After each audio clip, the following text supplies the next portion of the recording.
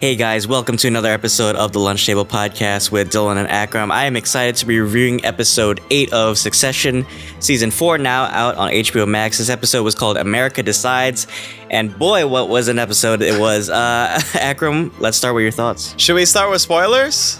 Yeah, go for it, man. Shiv is pregnant! Shiv is pregnant!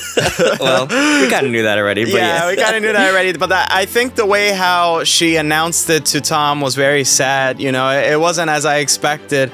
But that's what you expect from the Roy family in general. Something very, very complicated, to say the least. But let's dig right into the episode. Yeah, it was an amazing episode. At first, it was kind of slow paced for me, but then it just started building, and it's a great reflection of election day in this country.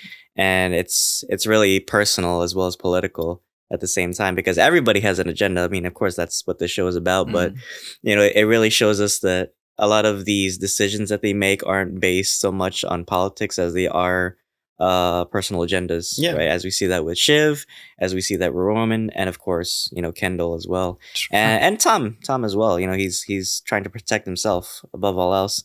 What stood out to you in this episode? What stood out to me was I'd say, first of all, again, this is like a master class of cinematography and just setting the stage for, okay, this element comes in, this is where we're going to move scene transition. So they do a wonderful job. It seems like under pressure to keep it going, so it's so fun and energetic. But also it kind of seems like a terranium of this American culture and different sides to everything. And like you said, everybody has their own agenda. So I like how they put that in display. And I also like how, I'd say probably the assistants, aside from Greg, because Greg is kind of up there, but like the assistants kind of have like a different view, or like the side characters like Willa or even Jess Jordan. They have like this opposing view to what's going on. And it's kind of like on a street level type of view. So I find that really interesting that they're kind of sort of a real character, but also Kendall is like on the fence. He's really confused, and I always wonder, like, is Kendall going to, I had to say this because of YouTube, unalive or something like that, or self-delete or something. I really thought that he was probably going to do this episode. It was like, because he's always like super conflicted, but a lot of things were revealed, and I think Kendall really actually later on went to Roman's side, which I was really interested to see that. And I think really Shiv, she blew it completely with her two brothers. For sure. Like, I think Shiv was the match that blew this whole thing up, right? Because I really felt like Kendall was, like you said, on the fence. I think his morality was kind of interfering with this whole, you know, let's call it or let's not call it decision. Because as we see in the beginning, you know, and there was a previous episode where his daughter was bullied by these fascist supporters, right?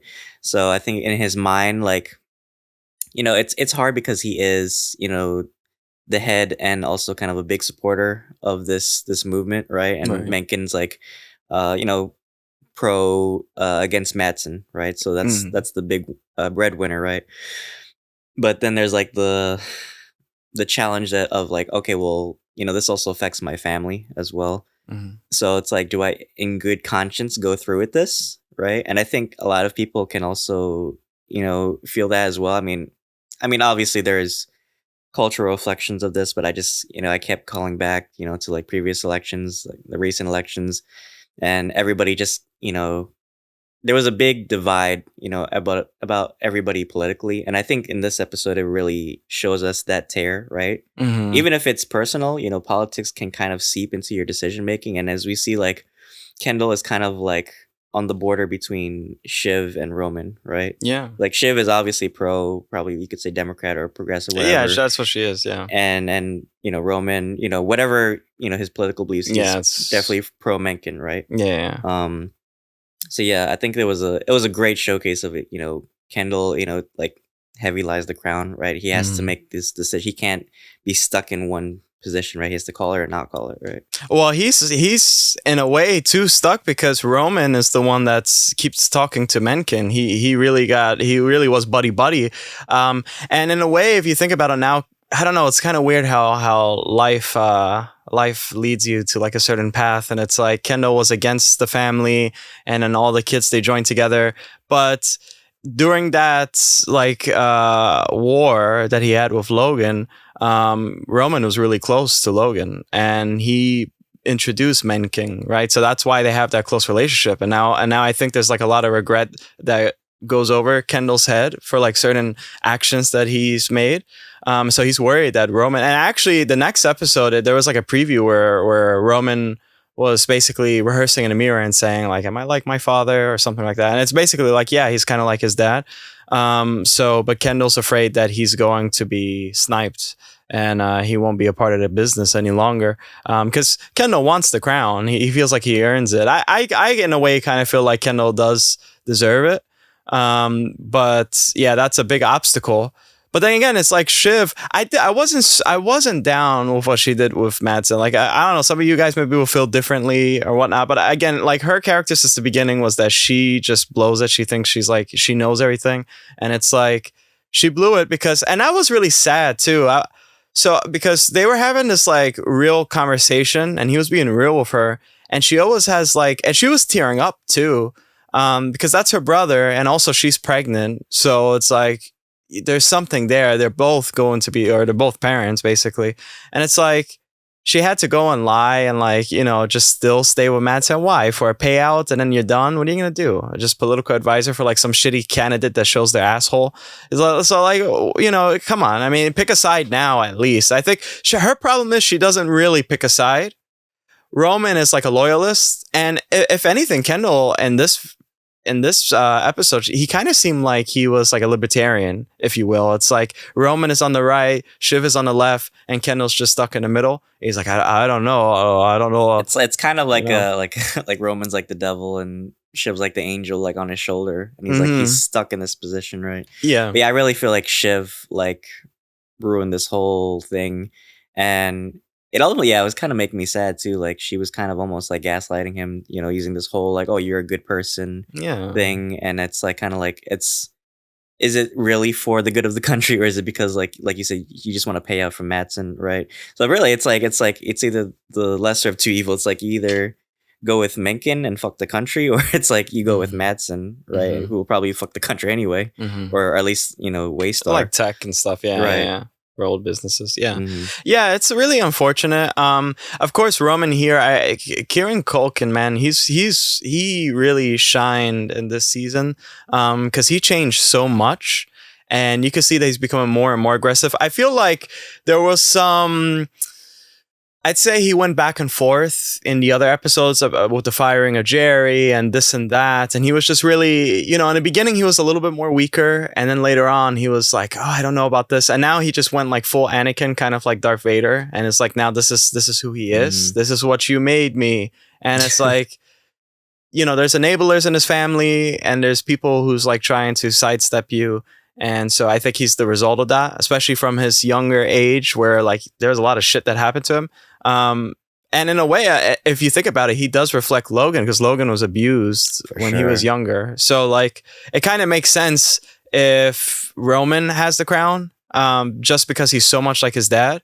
But I think this episode dealt with a lot of bigger ideas. It's stuff that's just not on paper. It's also like philosophical ideas, and also humanistic ideas as well, like human traits, how people are with politics and business. There was like a lot of stuff cobbled into one episode, but I think they did it masterfully. Honestly, this was such a fun episode. Greg with the wasabi, that was so funny. That shit killed me. it's a slight hit of lemon.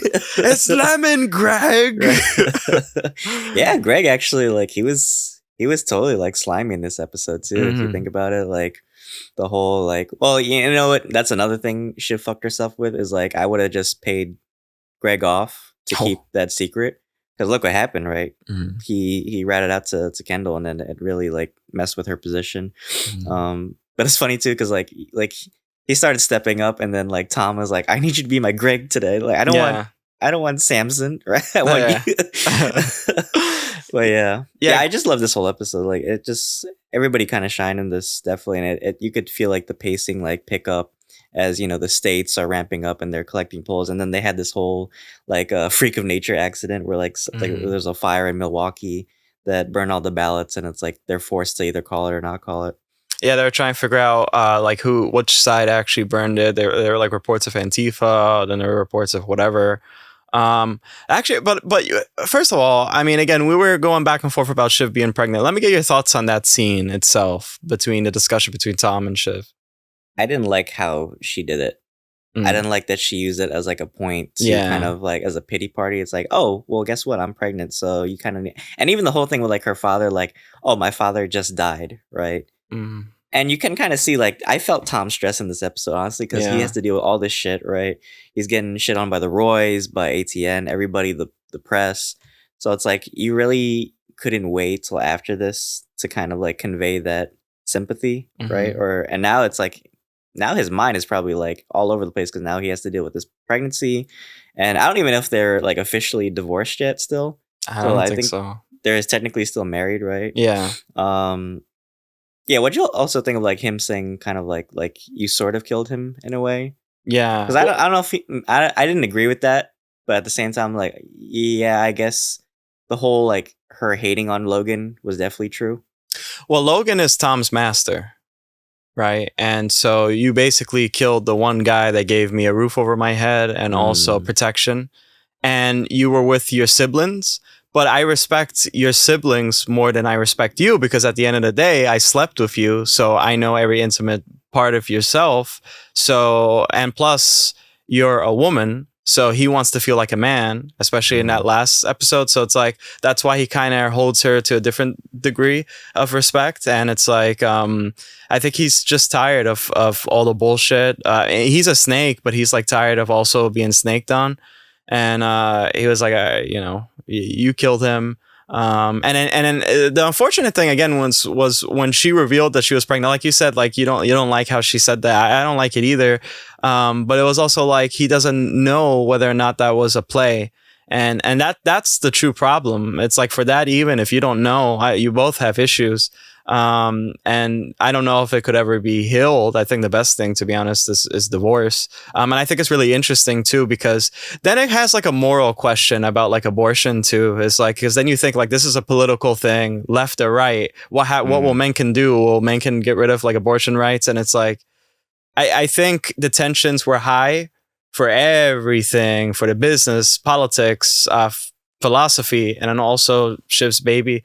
So it's like, yeah, in a way, it's like I like what Tom said in the beginning because it kind of set the tone for this whole episode. It was information is a fine wine, I love and that you quote. store it and you let it brew, and then right when it hits you, that's when you throw it in somebody's face, right? I love that. And that was perfect for this episode because everybody had secrets. Everybody was, making plays and pushing agendas, and unfortunately, everything got let out. And they tried to hide the leaks with Jimenez.